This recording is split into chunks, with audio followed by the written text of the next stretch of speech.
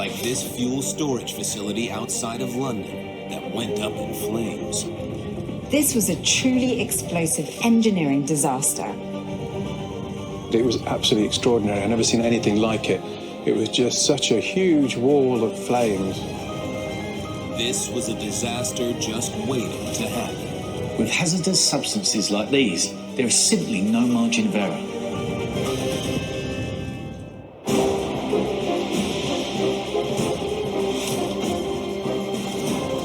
Across the world, every major economy relies on oil, massive amounts of it. And in order to ensure that supply is constant, it needs to be stockpiled. But storing oil safely isn't easy. Fire safety engineer Fatih Tarada explains. Storing fuels, especially on a large scale, requires constant monitoring of how much fuel you've got. And also, not just the liquid fuel, you also have to think of the volatiles, the gas as well, the vapor, where that's going. Because the vapor can actually be a lot more dangerous than the liquid fuel itself.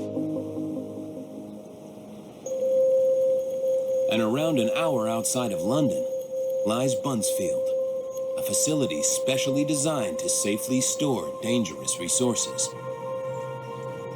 Buncefield is one of the largest oil storage depots in the UK.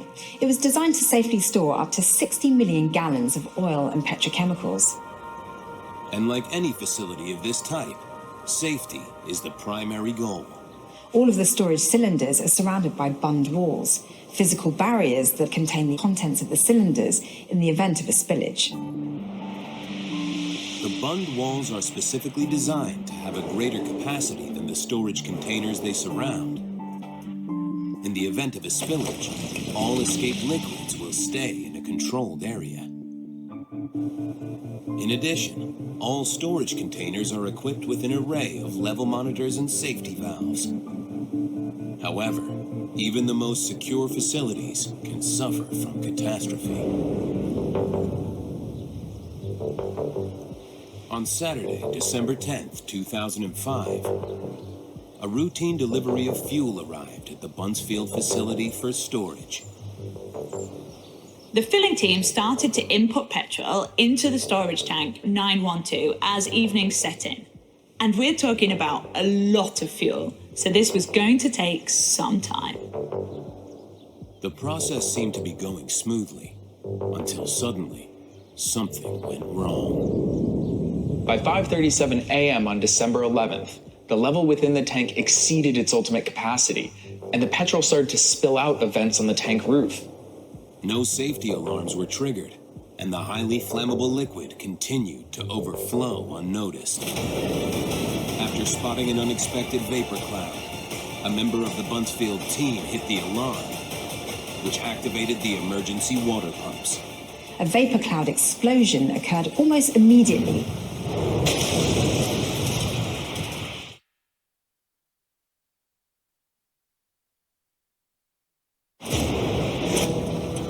After a terrifying explosion at one of the UK's largest fuel storage facilities, the blaze rapidly spread throughout the facility. David Mitchell lives near the site and remembers the horrors of that night. My wife and I were in bed when we heard a huge explosion, which really made us jump. All the alarms started going off, smoke alarms and things, and my first thought was that a plane had crashed on us. It was so loud, and the whole house was shaking, literally shaking. I could see the curtains dancing around. And then the ceilings come down, and the walls started to crack. All the plasterwork was cracked, and all the ceilings in the kitchen had collapsed. At this point, I was in total shock because it just looked like the house had been destroyed. But my real thought was because I had a young family, was just to get out of here. When I came out into the back garden, all the windows looked like they were going to fall out any moment. And the top half was leaning over, and there was a huge crack across the top of the house there, and tiles would come off the roof. And in fact, there was actually a hole. You could stand in one of the bedrooms and look up, and you could see through to the sky. Chief firefighter Roy Wilcher and his firefighters were called to the scene. They describe approaching the site and seeing trees blasted, dead animals, birds in the road, cars abandoned, a scene of devastation. The ensuing fire was the largest seen in the UK since World War II. So I remember looking at Buncefield over there and thinking it was absolutely extraordinary. I've never seen anything like it. It was just such a huge wall of flames, because this is seconds after the explosion, so all the petrol had only just gone up. The smoke cloud could be seen from space. The smoke cloud blacked out central London, so Victoria was like midnight at midday. 40 people fell victim to injuries, but fortunately, there were no fatalities. The fire lasted 5 days, with massive amounts of water and firefighting foam required to bring the blaze under control. In the aftermath, investigators had to uncover what had gone wrong. They first examined the automatic safety features on the faulty cylinder. The tank had two forms of level control: a gauge that enabled the employees to monitor the filling operation, and an independent high-level switch, which was meant to close down operations automatically if the tank was overfilled. It was clear the initial level monitoring gauge had malfunctioned. There was no way to alert the control room staff that the tank was filling to dangerous levels. Further investigation revealed that the independent high-level switch had also failed due to a missing component. The compromised switch mechanism, combined with a defective monitor gauge, caused the fuel to overflow and fill the area within the bund wall. However, the liquid fuel itself wasn't actually the cause of the explosion. As the fuel came into contact with the air, molecules on its surface started to evaporate, forming vapor which began to rise. The bunded wall you can see there is there to contain liquid. It's not there to contain vapor, so vapor would spread over. A vast combustible cloud now filled the air. This was a powder keg ready to go off. All it needed was a tiny spark. Investigators believe that tiny spark was created only after fire alarms were manually activated. As members of the public and tanker drivers noticed the vapor cloud, they alerted site workers who hit the alarm, automatically triggering the fire water pump. Ironically, it's thought that a spark from this pump is what ignited the vapor cloud. With the fuel ablaze, another failure came to light, this time in the bund wall itself. The bund wall contained another engineering oversight. Plastics and silicon had been used in its construction. The heat of the explosion caused these to melt, allowing fuel to escape the bund wall and subsequently the fire to spread. Fatih Tarada was part of the investigation team that uncovered this catastrophic failure within the bund wall joints. If you have a bund for a hydrocarbon product, you expect it to operate, especially in the case of fire, because that is the primary risk that you're designing against. So if it doesn't operate, if you have a fire, what's it there for? The legacy of the Buncefield disaster prompted many questions when it comes to the safe storage of fuel. What should have happened, there should have been electronic alarms, there should have been computer alarms, there should have been human intervention, and none of those worked to stop that petroleum being pumped down. All this has been factored into the rebuild of the facility, with particular focus on the bund wall containment system. It was realized that not only did they need to contain liquid, any material used in the joints would have to be able to withstand explosions and fire. Although the facility is once again up and running, the long-term impacts of the explosion at Buncefield still linger to this day. The environmental, social and economic toll was considerable. While no one lost their life, some have yet to fully recover from the effect of the explosion. Whereas before, it was a catalogue of errors, and I can't believe that anybody would allow that sort of lack of safety to ever occur again. However, I'm hoping that everybody learned from the experience last time and that everything now is state of the art and all the proper procedures are there.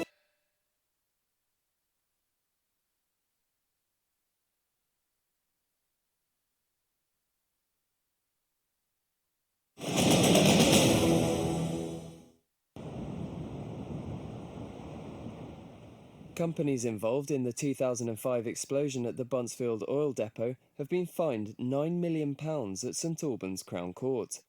In response to the decision, Gordon MacDonald, Director for Hazardous Installations at the Health and Safety Executive, flanked on his left by Colin Chiverton, Environment Manager for the Environment Agency, and on his right by Bob Woodward, the lead investigator for the Buncefield explosion, issued this statement.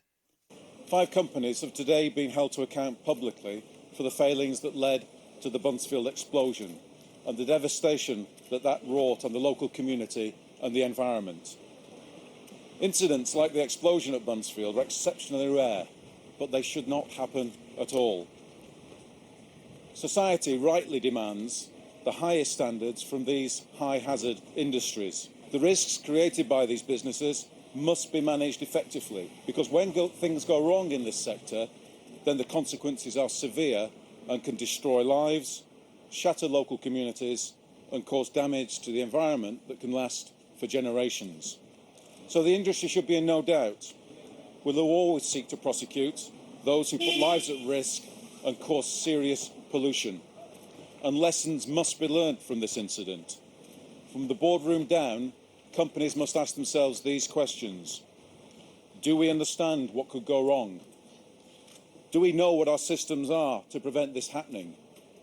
And do we have information to assure us that they are working effectively?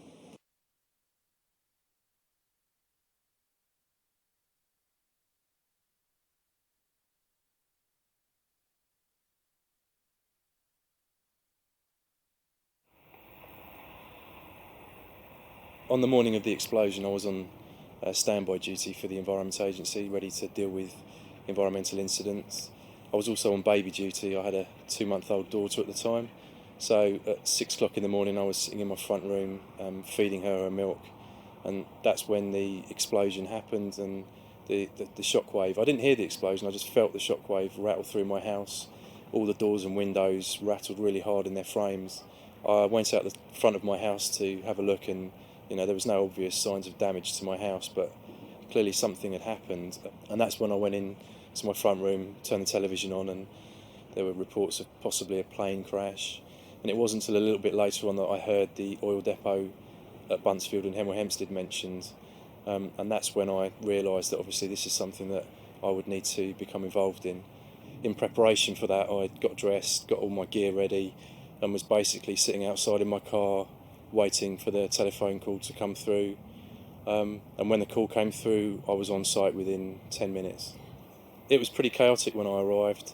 At the time, nobody really knew what had happened.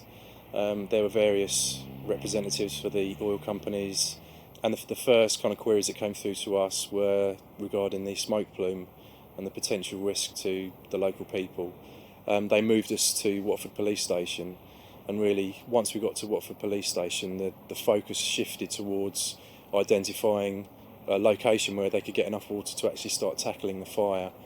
Huge volumes of firewater were obviously used to put the fire out, and that water had to go somewhere. It wasn't possible to contain all of it on site, so a lot of it soaked into the ground. About 7 days after the incident itself, we had reports of groundwater coming up through the surface of the ground, washing down roads and then entering surface water drains. And that was when it was obvious of the scale of the impact of groundwater, because that groundwater that was coming up, you could see there were big globules of black water, tar and oil, which was obviously part of what had been washed from the firefighting. We've been monitoring groundwater here ever since the incident itself. Straight afterwards, we were taking groundwater samples daily, and slowly that's progressed back to samples every 3 months. And we're still now getting contaminated groundwater in the samples that we take. We've all felt the impact of this, and to be honest, it could have been an awful lot worse. It happened, when most people were asleep in bed on a Sunday morning. And I saw the damage the explosion did to some of the offices and buildings right next door. So, it's incredible that nobody was killed.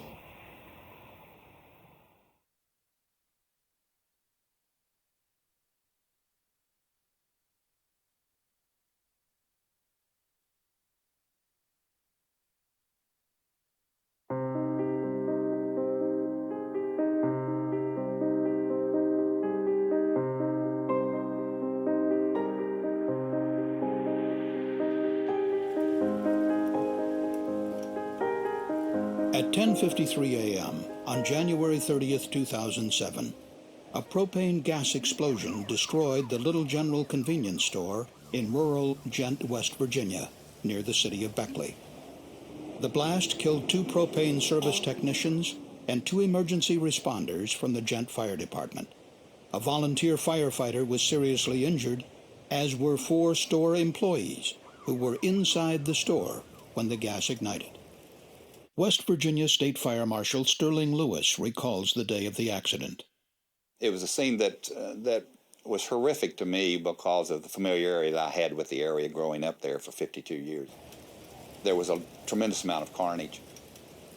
We had firefighters down. We had civilians that were down. I believe the main reason that we investigated this accident was that there was a tragic, unnecessary loss of life.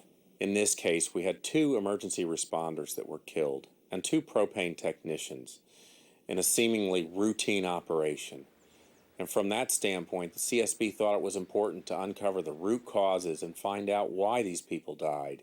Nearly 30 minutes elapsed between the release and the explosion. If there'd been an evacuation during those 30 minutes, all of the lives would have been saved. The Little General gas station and convenience store was located on Flat Top Road in Ghent. Inside the wood-framed building, the store sold soft drinks, magazines, and snacks, as well as pizza, which was cooked in 2 propane-fired ovens.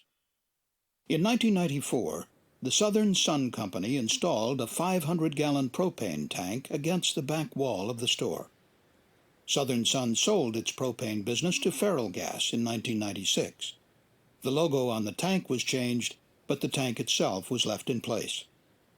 Years later, in January 2007, the Little General Company changed propane providers from Feral Gas to Thompson Gas. Appalachian Heating, a local firm selling propane for Thompson Gas, installed a new tank 10 feet from the building. There were still about 350 gallons of propane in the old tank, which Appalachian Heating intended to transfer through a special valve, hose, and pump to the newly installed Thompson gas tank. To make such a transfer, a technician must first unscrew a safety plug from the top of the liquid withdrawal valve on the tank to be emptied. The safety plug has a small hole in its side called a telltale. If propane is released through the hole, it is a warning that a dangerous release is likely if the plug is completely removed. So if propane is seen, the plug should be retightened. If no propane is observed escaping, the plug may be removed, and a valve with a special fitting is then threaded into the liquid withdrawal valve. This special fitting depresses a spring-loaded mechanism, allowing propane to flow through the valve and into the hose to transfer the propane.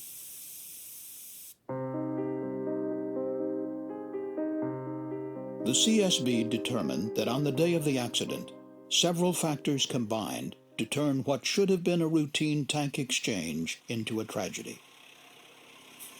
On the morning of January 30th, 2007, 2 technicians from Appalachian Heating arrived to put the new tank into service. The lead technician then departed for another job site, leaving an inexperienced junior technician to prepare for the transfer of propane unsupervised. At about 10:25 a.m., the junior technician began to unscrew the safety plug from the liquid withdrawal valve, a valve the CSB would later determine was permanently stuck in the open position. Propane likely flowed out of the hole in the plug, but the technician had not been trained on the importance of checking for the escaping gas. Immediately, as the technician removed the plug, a jet of propane sprayed upward through the valve. A billowing white cloud of flammable propane vapor formed behind the store. The propane struck the eaves of the building and flowed into the store through vents in the roof overhang and directly into the restrooms through 2 vent pipes. The flammable gas also diffused down through the ceiling. The gas, colored gray here for illustration, was invisible to the employees inside, but they noted the spreading odor associated with propane. The dense vapor also accumulated at ground level around the tank and the foundation of the building. The technician, standing in the midst of the propane cloud, was unable to stop the release due to the force of the jet. Over the next almost half hour, all 4 store employees remained inside, and the technicians stayed by the tank as others responding to the propane release arrived. There was no evacuation as propane continued to escape from the tank. At 10:28 a.m., shortly after the leak began, the junior technician called the lead technician, informing him of the situation. At 10:31, the lead technician called Thompson Gas Technical Support for guidance. The lead technician then called the junior technician back and likely told him to call 911. At 10:40 a.m., the junior technician made a 911 emergency call. 911, where's your emergency? He told the operator, "I need the fire department down at the Little General store in Gent. I've got a propane leak. I need their help to secure the area." He went on to say, "I work for Appalachian Heating. We've had a dysfunction in the tanks and I have a leaky tank." At 10:43 a.m., the county 911 operator broadcast the report of a propane leak. Raleigh Control, Station 110, Station 110, injury on Flat Top Road in Gent, the Little General, across from Flat Top Road. Report of a propane leak. 4 minutes later, at about 10:47 a.m., a Gent volunteer fire department captain arrived. He ordered the store to close. The employees turned off the gasoline pumps, locked the door, and remained inside. They posted a sign on the door reading, "Store closed due to gas leak." Despite the imminent danger, no one inside or outside the building evacuated. Next, 2 emergency medical technicians arrived in an ambulance. They went to the tank to examine the technician for a frostbite injury, likely caused by contact with the liquid propane. Just after 10:50 a.m., the lead technician returned to the scene and joined the junior technician at the leaking tank. A short time later, another volunteer firefighter arrived in his personal vehicle and met the others at the tank. It was now approaching 10:53 a.m. The 2 propane technicians remained near the leaking tank. The fire captain, the firefighter, and an emergency medical technician stood nearby. The other EMT directed traffic away from the store. The 4 employees waited inside. The captain told the firefighter, "Make sure everybody's out, okay?" But 30 seconds later, as the firefighter walked toward the store, the propane found an undetermined ignition source and exploded.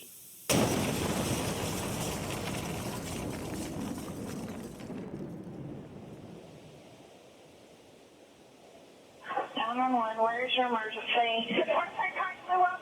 The building is gone. It's gone, lady. The explosion leveled the Little General store, propelling building fragments in all directions. The propane tanks landed more than 50 feet away.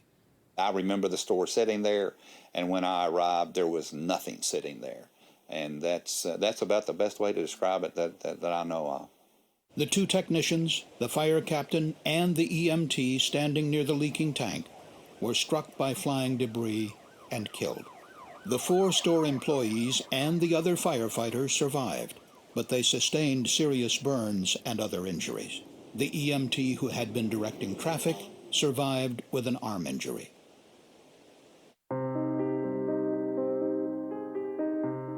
The liquid withdrawal valve on the propane tank is very rarely used. It is designed to enable propane companies to actually empty the tank of its contents. The CSB performed extensive testing and examination of the liquid withdrawal valve from the tank in Gent. CSB investigators concluded that a manufacturing defect 2 decades earlier likely caused the valve to jam permanently in the open position. Only the safety plug had been preventing liquid propane from escaping. Jeff Wanko led the CSB investigation. This is the actual valve from the incident at Gent. The CSB was able to section the valve so we can take a look at the interior mechanism and workings of this valve. We found that the hole drilled through this lower guide was too small for the stem to move freely. With the valve stuck in the open position, propane was likely released through the telltale hole when the unsupervised junior technician, who had received no formal training, began removing the safety plug. We found that the propane technician working on the tank was not trained in the standard procedures for the job tasks that he was doing, and that he likely removed the plug without checking the hole for a propane leak. The junior technician who was servicing the tank that morning had no training. He had only been on the job for a month and a half. The propane industry's primary training tool is the Certified Employee Training Program, or CETP. It was developed by the Propane Education and Research Council, which was established by Congress in 1996. The training cautions technicians to unscrew the safety plug part way and then check the telltale hole for escaping propane for at least 30 seconds. The training emphasizes, if in doubt, do not remove the closing cap. But the junior technician had never received any formal industry training. In fact, only 14 states in the country have any training or testing requirements for propane technicians. 36 states do not have any requirements. The state of West Virginia currently does not require that propane technicians be trained in how to perform their tasks or how to perform their tasks safely. The CSB recommended that the governor and legislature of West Virginia require training and qualification for all propane technicians. And the CSB recommended that the National Fire Protection Association amend the National Fire Codes to require specific training and testing for all personnel who handle propane. Federal OSHA regulations require that propane technicians who perform installation, removal, operation, and maintenance work shall be properly trained in such function. However, the rules do not define what constitutes proper training. The CSB called upon the National Propane Gas Association to request that OSHA determine whether the industry's Certified Employee Training Program meets OSHA requirements. We found that the propane industry standard training program covers all of the routine tasks that you would expect a propane technician to perform. However, this training did not cover any emergency tasks and did not cover what a propane technician should do in the case of an emergency. On the day of the accident, neither of the propane technicians evacuated the area of the cloud, nor did they instruct others to do so. The first priority in responding to a propane emergency is to get people out of harm's way, to evacuate the area and make sure people are safe and not in an area where they could be injured by a fire or explosion. The CSB noted that propane technicians are frequently called upon to assist firefighters in responding